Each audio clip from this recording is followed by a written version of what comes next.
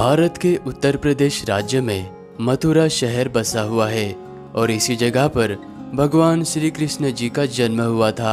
और यमुना नदी के उस पार एक प्यारा सा गोकुल गांव है। इसी गांव में भगवान श्री कृष्ण जी का बचपन पला बड़ा था।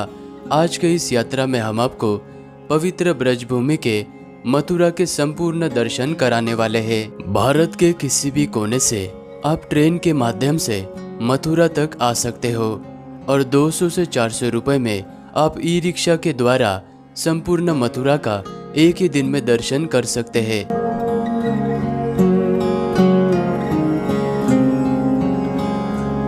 मथुरा में पहुंचते ही अपने होटल रूम में फ्रेश हो जाने के बाद मैं निकल पड़ा श्री कृष्ण जी के जन्मभूमि के दर्शन करने के लिए।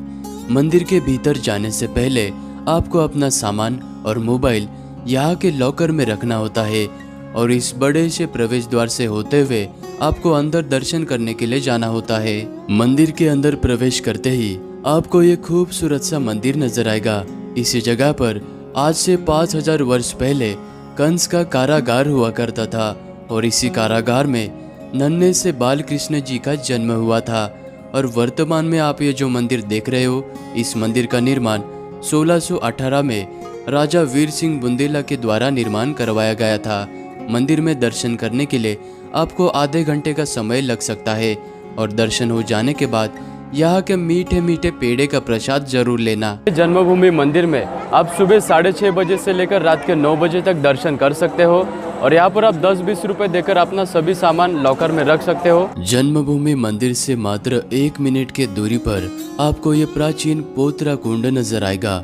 इसी कुंड में देवकी मैया ने नन्हे से बाल कृष्ण जी के वस्त्र सबसे पहली बार धोए थे और इस कुंड के महत्व को देखते हुए बाद में इस कुंड का निर्माण अलग अलग राजा के द्वारा करवाया गया था।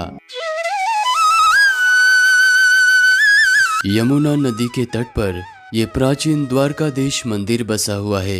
माना जाता है कि इस मंदिर का संबंध द्वापर युग से है, क्योंकि भगवान श्री कृष्ण जी द्वापर युग में इसी जगह से द्वारका नगरी की ओर पधारे थे।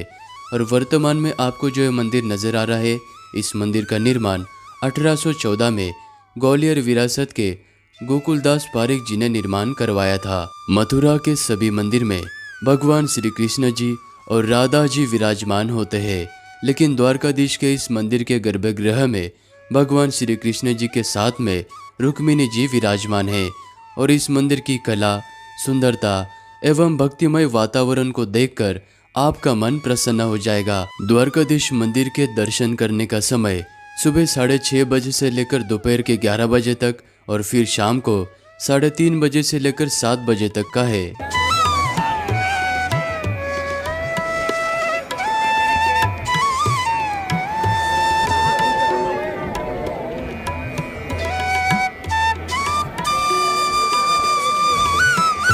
द्वारकाधीश मंदिर में दर्शन करने के बाद मंदिर के बिल्कुल पास में ही आपको ये मथुरा के सबसे प्रसिद्ध और सबसे पुराने रूपा कचौरी वाले नजर आएंगे।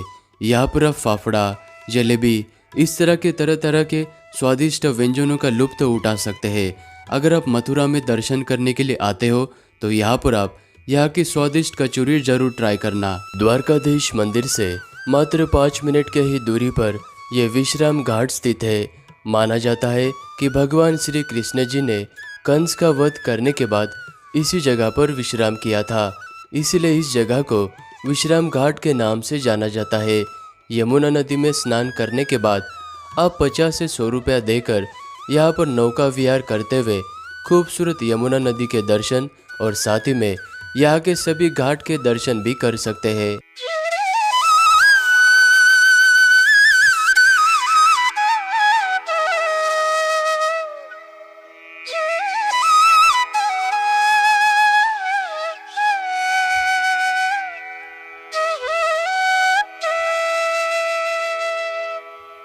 और शाम के 6 बजे के बाद इसी विश्राम घाट पर यमुना नदी की आरती होती है, तो आप आरती में जरूर शामिल होना।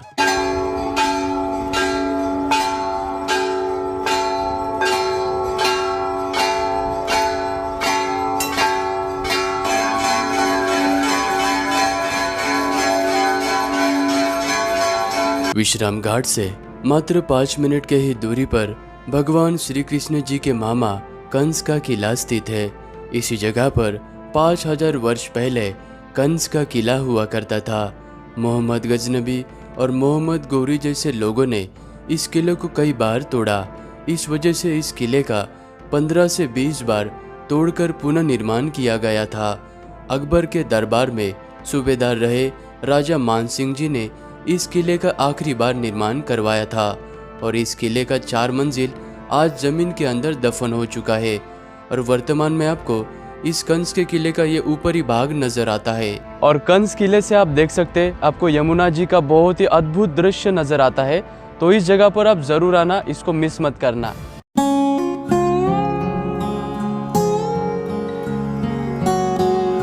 प्रकृति के शांत वातावरण में और मथुरा से वृंदावन की तरफ जाने वाले रोड के किनारे पर ये खूबसूरत सा बिरला मंदिर स्थित है।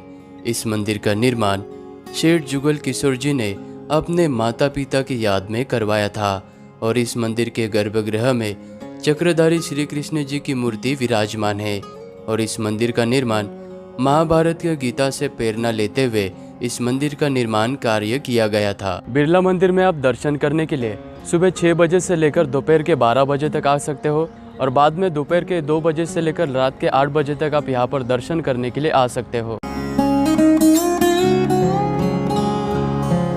अभी हम श्री कृष्ण जी के जन्मभूमि से 4.5 किलोमीटर के दूरी पर स्थित इस खूबसूरत जय गुरुदेव जी के मंदिर के पास में आ चुके हैं और यह मंदिर भक्तों के लिए सुबह 7 बजे से लेकर रात को 10 बजे तक यहाँ पर दर्शन के लिए खुला रहता है। मथुरा का सबसे खूबसूरत मंदिर होने के कारण इसे मथुरा का ताजमहल भी कहा जाता है क्योंकि इस मंदिर को संगमरमर के पत्थरों से बनाया गया है और इसकी ऊंचाई 160 फीट है। मथुरा की यात्रा में आप यहाँ पर भी आकर दर्शन जरूर करना। संपूर्ण ब्रजभूमि की रक्षा करने के लिए यहाँ पर भगवान शिव जी 4 स्वरूप में विराजमान है। उन्हीं में से एक है भूतेश्वर महादेव जी। अगर आप मथुरा की यात्रा में भूतेश्वर जी का दर्शन नहीं करते हो तो आपकी मथुरा की यात्रा अधूरी मानी जाती है और इसी जगह पर 51 शक्तिपीठों में से 11वां शक्तिपीठ यहीं पर है। इसी जगह पर माता सती के केश गिरे थे तो यहाँ पर भी आप दर्शन जरूर करना। मथुरा में संपूर्ण दर्शन हो जाने के बाद आप यहाँ के म्यूजियम में जरूर जाना क्योंकि म्यूजियम के अंदर हिंदू देवी देवताओं की प्रतिमा, बौद्ध भगवान जी की प्रतिमा आपको देखने को मिलती है और ये सारी प्रतिमाएं भारत के कोने कोने से जमीन के अंदर से एक्सकेवेशन करके निकाली गई है। तो यहाँ पर आप जरूर आना। मैं मथुरा में आनंद गेस्ट हाउस इस होटल में रुका हूँ। ये वाला होटल जो मथुरा, वृंदावन, गोकुल, गोवर्धन परिक्रमा ये वाले एरिया के बिल्कुल बीचों बीच में ये वाला होटल लोकेटेड है। आप चाहे तो इस होटल में भी रुक सकते हैं। मैंने सारी डिटेल्स डिस्क्रिप्शन में दी हुई है, वहाँ से आप कांटेक्ट कर सकते हैं। अगर मेरी ये वीडियो आपको अच्छी लगी तो वीडियो को लाइक करना, चैनल को सब्सक्राइब करना। मिलते हैं आप सभी को किसी और यात्रा में।